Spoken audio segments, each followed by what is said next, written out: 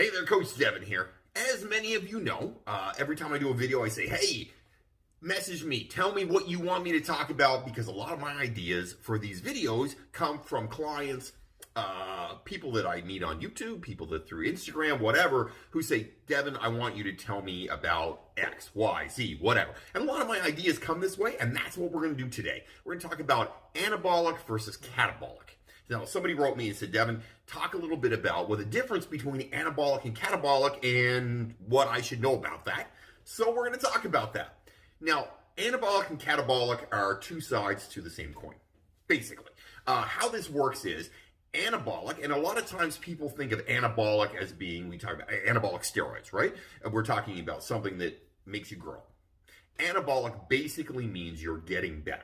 You're growing, you are progressing. Either you're getting more flexible, you are getting faster at your runs, you're getting stronger with your lifts. That is what anabolic means. It means to get better, to get bigger, stronger, faster, more flexible. That is being anabolic. That's so when I'm talking anabolic, I want you to understand I'm not talking about anabolic steroids. I'm not talking about, anything drugs. I'm talking about being in an anabolic state. Means how do we get in a state where we are constantly improving? How do we do that and stick in that state where, when you're going to the gym, how are you getting the most you can get out of going to the gym? Now, a catabolic state is the opposite side of the coin. A catabolic state means your body is breaking down. Things are not improving. In fact, they are degrading. So how do you stay out of a catabolic state? Because quite frankly, no one here who exercises, or really in general, you don't want to be in a catabolic state because it means your body's, it's breaking down. It's not doing as well. It's bad things are happening. You're going to be less fit. You're going to feel worse. Like bad things happen with a catabolic state because you're not improving. You are declining. That's the fact. So anabolic means to get better. To be better, to perform better, and catabolic basically means your body is breaking down and is not going to perform well. So, how do we get in an anabolic state? Well, an anabolic state, quite frankly, and when you boil it right down, and we're not talking drugs, performance enhancers, testosterone, steroids. We're not talking about that stuff. What we're talking about is how do you get in an anabolic state naturally? How do you do this on a regular basis where you can stay in an anabolic state, you can be healthy, fit, and getting better on a regular basis? Okay, so that breaks down to a few simple things. When you exercise hard, it stresses your body. When your body is stressed, it has to improve to handle the stress that you've put under it. Basically, it's a stimulus. If I lift the same weight, say 10 pounds, and the next day I'm sore, that's because I've broken down that muscle. I've hurt that muscle a little bit. There's micro tears in it. And then your body will, if you're in an anabolic state, recover, and you will be stronger. And next thing you know, you can do that more easily, and it doesn't get sore. That's what we're looking to do. So how do you do that? Well, it comes down to a couple simple things. Number one, sleep. Sleep, sleep, sleep. You have to sleep. Listen, I'd be the first one to admit I'm not the best sleeper in the world, but you're looking for 8-9 hours of sleep uninterrupted. We're talking naps and actual sleep a day in a 24-hour period. So if you're someone who needs an hour and a half nap, but you sleep 7 hours, maybe you're getting your 8 hours, whatever. As long as you're feeling good, if you have enough sleep, your body can repair itself. When you put stress and stimulus on your body, from exercise or really from anything, you get better by, sleeping. That's when your body heals. That's when your body gets better. When you get sick, you tend to sleep more. Why do you sleep more? Your body's healing. That's how it works. So that is super important. Sleep, number one on the list. Number two, or maybe even 1A, because this bad boy is important, getting the right nutrients. And when I'm talking getting the right nutrients, let's talk about macronutrients. That is fats, proteins, carbohydrates. None of those are bad things, okay? There's a lot of times that people are like, I don't like fats, I don't like proteins, I don't believe in carbohydrates. Okay, none of those things are bad for you. In fact, they're all good for you, and they're all necessary. If you don't have enough fats, your body doesn't run right. You can't think the right way. Your body will not recover. Your joints feel like crap. You need the right fats, and we're talking, olive oil and avocados and things like that. Good fats, healthy fats, those are important. That will help you stay in an anabolic state. Getting enough carbohydrates means you'll have more energy. Carbohydrates are turned into glycogen in the body, in your muscle cells. And this is a lot of, technical information sometimes. So I'm trying to make it as simple as possible. Carbohydrates basically turn into glycogen in your muscle cells.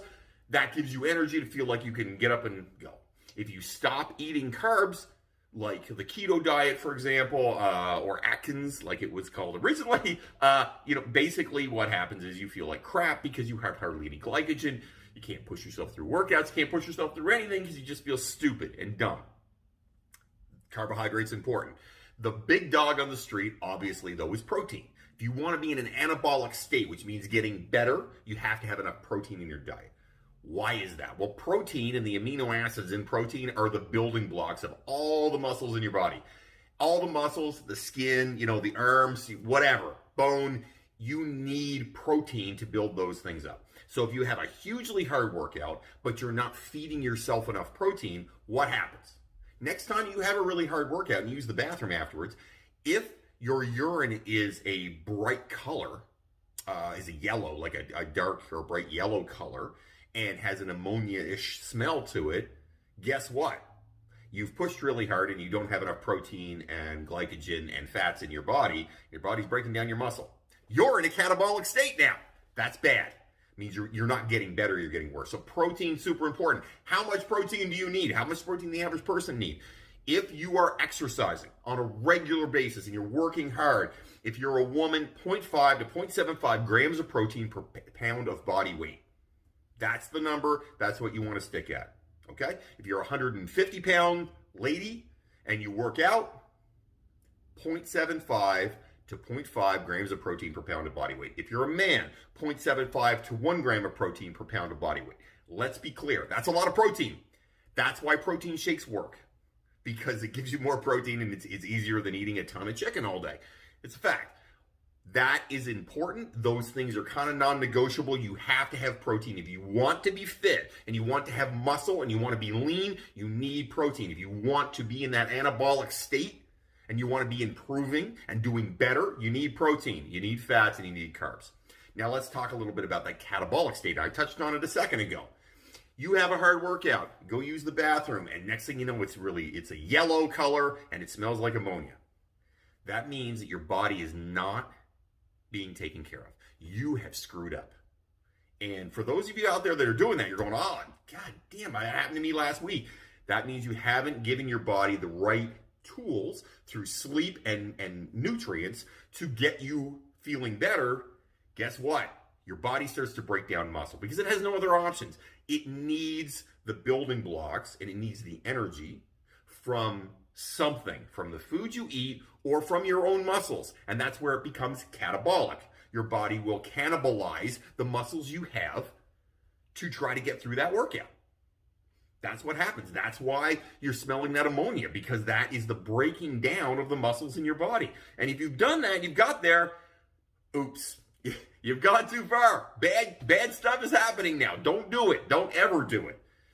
Listen, this is why a little is good, a medium amount is great, and too much is bad when it comes to fitness. If you do too much in fitness, if you train too hard, you will overtrain. And a lot of people, you'll hear people go, no days off, hashtag no days off. Okay, stupid. And you know what, listen, I'm the first guy to admit sometimes I get into that mindset because I want to work hard and I love exercise. You need days off, you need downtime, you need sleep, you need to eat food. The reason is because your body has to repair itself. Otherwise, you will push your body into a catabolic state and you will get either sick or weaker and your body will degrade. Athletically, you will get worse. If you're trying to get leaner, you will get fatter. If you're trying to gain muscle, you will lose muscle. In fact, you'll lose muscle guaranteed no matter what, because in a catabolic state where your body is burning itself and it basically is eating itself in a catabolic state because you haven't done your part, you haven't eaten right, you're not sleeping right, guess what? You're going to hurt yourself. So that is the difference between being in an anabolic state and a catabolic state. Obviously, we all want to be in an anabolic state because we want to get better, right? We want to feel better. We want to look better. This is why we exercise. We want to move in the right direction. Best way to do that, sleep number one. 1A, get the right protein, get enough protein. Like I said, the right amount of protein, super important. 0.5 to 0.75 grams of protein per pound of body weight for women is the number you want to stick with. For men, 0.75 to a gram of protein per pound of body weight. Stick with that. You will get enough protein. Make sure you eat lots of vegetables, lots of fruit. And guess what? You'll be healthy and you can keep yourself in that anabolic state. I am 46, going on 47 now. I'm getting a little old. You can see I got some wrinkles now. I'm 46 going on 47. I am in the best shape I have ever been in. When I was playing football in university at 21 years old or 21 years old, I was not this fit. When I was in high school running track, I was not as fit as I am right now. Why? Because you know what? I've taken time and energy to learn about what I need to do food-wise to progress, and I spent a lot of time and energy working out. So those things together will allow you to progress, and you can progress on a regular basis. Listen, once you hit my age, I'm 46 years old. Once you hit 46, you start to think the long game.